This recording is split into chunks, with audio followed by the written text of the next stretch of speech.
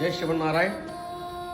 రామనామము ఎంత పవిత్రమైనదో ఎంత మధురమైనదో మనందరికీ తెలిసిందే. అటువంటి రామనామంతో 3 అద్భుతమైన శ్లోకాలు ఉన్నాయి. ఆ శ్లోకాలన్నీ అందరికీ తెలిసిందే.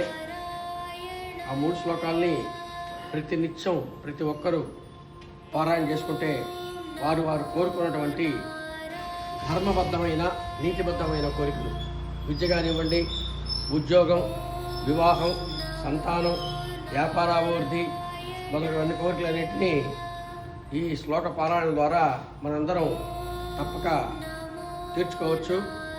కావున ప్రతి ఒక్కరూ కూడా ఈ 3 శ్లోకాలని ప్రతినిత్యం పారాయణ చేసుకుని శ్రీరామచంద్రమూర్తి అనుగ్రహానికి పాత్ర కావాల్సింది. ఆ శ్లోక పారాయణ చూద్దాం. మొదటి శ్లోకం.